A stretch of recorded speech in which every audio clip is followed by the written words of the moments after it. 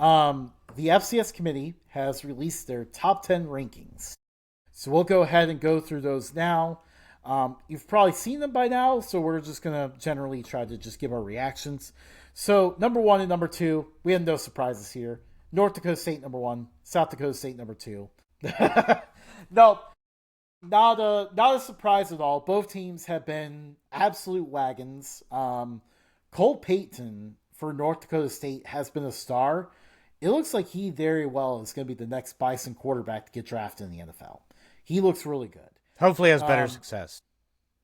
Yes, than some of them. South Dakota State, again, like just very, very good team. So you have those two at the top. And get ready because next weekend, not this weekend, next weekend's the Dakota Marker game.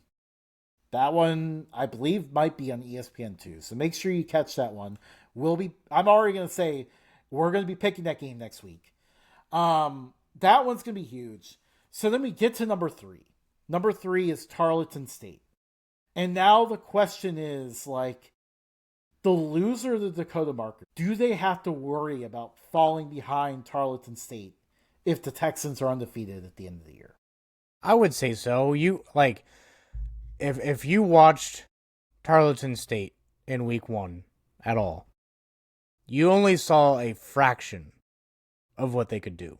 They're a very dangerous team, seemingly coming out of nowhere, but Tarleton State fans will be like, yeah, we knew this. Yeah, Tarleton State fans, by the way, are an extremely cocky fan base.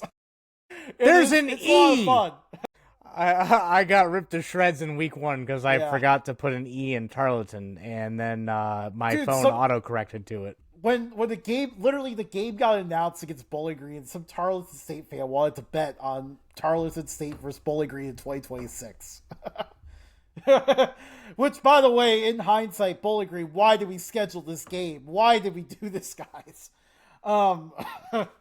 Anyways, this is a program that's definitely on the rise. However, I'll point to number 4, Montana State. Montana State's ahead of number 5, Montana, who is still undefeated. So the committee still values Montana State very highly. South Dakota State has a critical win. Tarleton State is just Texas State fans. Sacred Heart versus Montana. Yeah. So that's a good one. This is getting us way off topic. Yeah, but sorry, we're getting an influx of comments right now that we're trying to. Sacred Heart, Montana handle. is just like one of the most delightfully random games I've seen. Like, it's the middle of October, they should be in conference play, but hey, here we go. Sacred Heart's traveling out to Montana. I love it. You were saying something about Montana State? Yeah, Montana State coming in number 4. South Dakota State beat the Bobcats in Bozeman.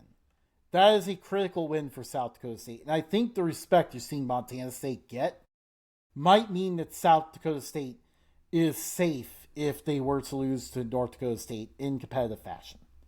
North Dakota State's higher than them, may not have the same quality of wins. So we'll see what happens there. Obviously, if like North Dakota State gets blown out, you'll probably see them fall below Montana. But we'll have to wait and see what goes on there. And you're probably still looking at the possibility that Montana or Montana State could jump Tarleton State. That'll be a very interesting thing. If you're not familiar with the FCS level, it's that those Chaos. top two seeds are critical. Mm-hmm. That means you never have to go on the road during the playoffs. You play at home the whole way until the championship game, which is at a neutral site this year in Nashville. So number 2 is a critical spot. You get to even number 4, and for the most part, like, you again don't have to go on the road. So again, Cats Grizz, as they call it in Montana, the cool marketable name, the Brawl of the Wild, will prove critical there for a top 4 spot.